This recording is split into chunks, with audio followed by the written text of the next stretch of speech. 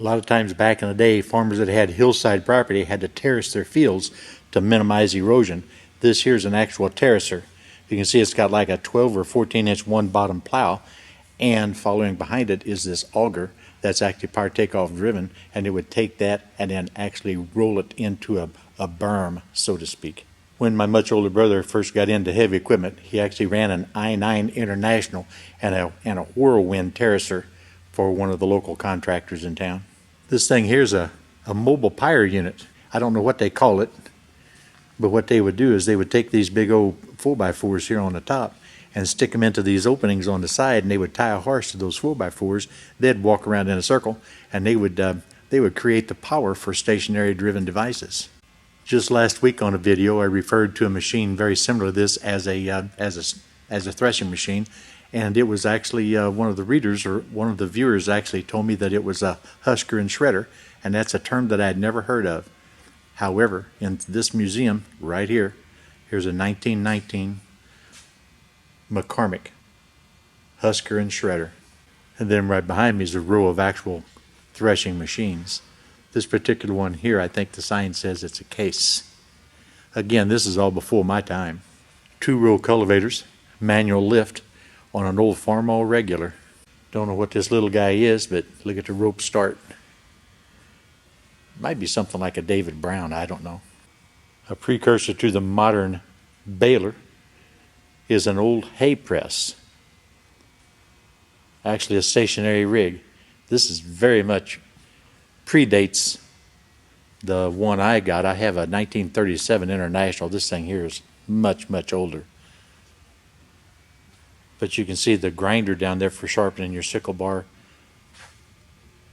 sections, as well as the boards that actually go in between the bales, and you see the slots for sticking the baling wire through to the other side of the bale to be returned by the other guy on the other side.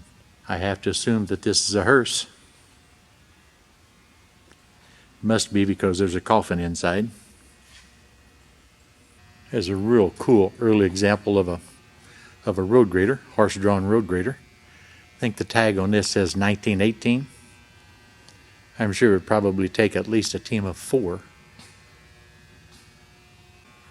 At our farm auction in 1982, I remember a guy bought our old wooden steel-wheeled manure spreader for $2.50 and knocked all the wheels off of it, took the 4 wheels and left everything else. And man, I spent many an hour and rode many miles on behind our old grain drill. We had a platform that actually swung down below those levers right there, and you'd walk back and forth. You'd raise these doors to double check your fertilizers and your seed. A lot of you guys remember the old cistern pumps. We had a hand dug cistern that was brick lined. You'd catch the water off the roof. You'd have to run outside, and then flip the downspouts open when it started raining so that you would wash all the bird poop and everything off of the metal roof before it would go into the cistern.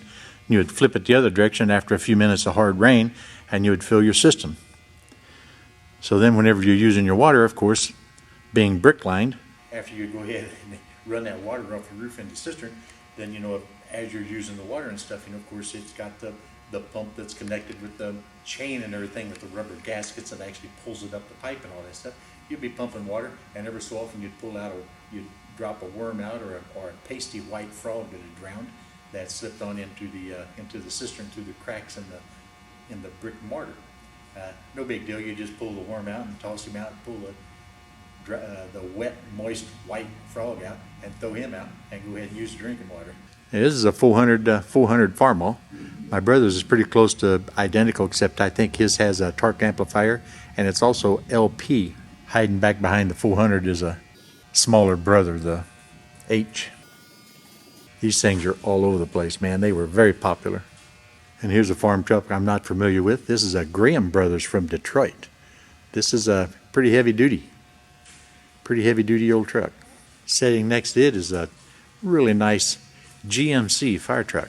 Sure, they responded to many a barn fire and many a flue fire over the years. Again, my old buddy Davy Joe in Pennsylvania. He's got some Amish friends that would absolutely love to put these guys back to work. There's a 1912 International Harvester. water-cooled engine. Right next to it is an old Mogul. That's also International Harvester. There's a view from the driver's seat on the Mogul.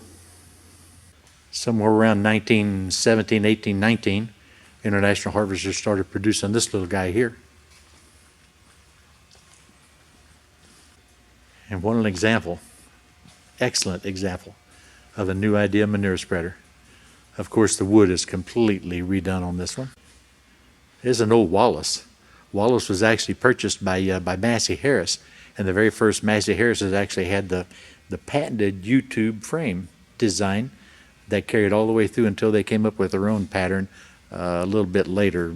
But the U-tube frame design ended, I believe, somewhere around 1937, 38, with the pacemaker and the Challenger model. I tell you, International was on top of the game back then. Everybody knows the Fordson. This McCormick Deering, the sign says 2236, is gargantuan by comparison to the diminutive Fordson. And here's a CC case. As a matter of fact, I've got 5 steel wheels for a CC case. If anybody out there is interested, they're all front wheels though. 4 of them are in excellent shape.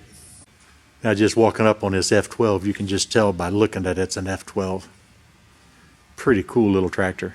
I don't know much about these one-cylinder engines. I have a tough time telling a make and break from a throttle governed, but this is an Ottawa, and I have one very near the same size of this physically. That is a economy that I'm actually going to be selling here before too long. Here, of course, is the Massey Harris Challenger that still maintains that U-tube frame design from the Wallace we talked about just a few minutes ago or so. My brother actually has the green Challenger, which is a 1937, and he's also got an old Model 25 Massey Harris, which is basically the same engine, same displacement, and same frame as what the Challenger is. They also had a smaller pacemaker. All right, I want the viewer to note the spare on this Jimmy. This is the type of tire my husband has on a lot of his equipment. You need a close-up of that tire, please? You want me to look closer to this tire? Yes, that tire right there. Why you want me to look at the tire? Look at that tire. Yes. What about it? Look at how smooth it is. It's beautiful. Well, it's made for traction. You get much more grip on the highway or on the blacktop with a slick tire. That's why they have racing slicks on hot rods. Yes, that's the one you take to an art farm. Well, the missus got her 2 cents worth in on that one, I guess. But she kind of picks on me all the time because I got flat tires on my tractors and stuff all the time. This is a really nice GMC, though. My 4th grade teacher, Mrs. Bursaw, drove an old black Plymouth about this model, 49, 48, 49 Plymouth in that general area. Just black as could be. Just a sweet old car and a sweet old lady. Of course, when I was in the 4th grade, she wasn't old. Man, this 88's a lot nicer looking than my 88, ain't it? I would take this. I would trade them even in a heartbeat. Here's a little grasshopper tractor. That's the Alice Chalmers Model G. That has the N62 Continental engine, almost identical, except for the castings, I think, on the Massey Harris Pony. And right next to the little Alice Chalmers is a general purpose GP John Deere, somewhere in the mid to late 30s.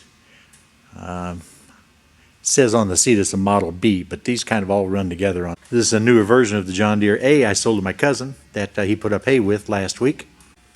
But I did have in the past 2 other old A's, one of which I traded for a Massey Harris 101 Junior. And everybody loves these little John Deere D's. We have any Case fans out here? Here's a L, 1936, and another McCormick Deering.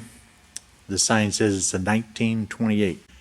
Now I stand even with the top of the radiator on that McCormick Deering, but take a look at the Titan next to it, another International machine. Can't imagine what that thing weighs. Here's an old Inslage cutter. It's a modern version of the old fodder chopper, what was typically hand operated or maybe flat belt pulley driven.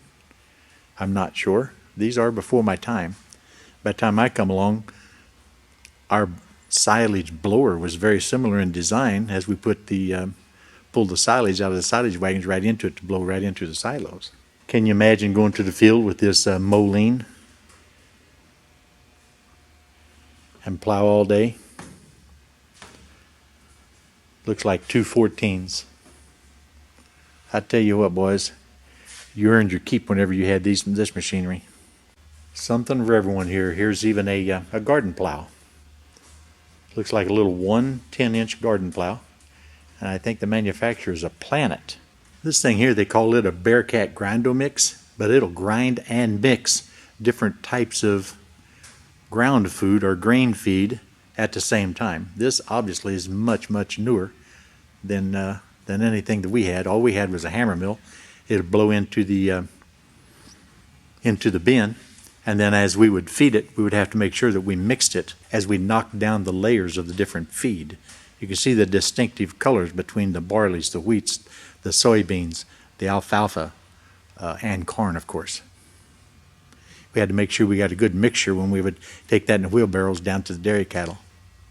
Nice example of an old gleaner, Alice powered. Actually, I guess it's an Alice machine. Well, guys, I had some other stuff, but I messed up the ending. So you know what? It's Tractor Man 44, and I'm out of here, guys.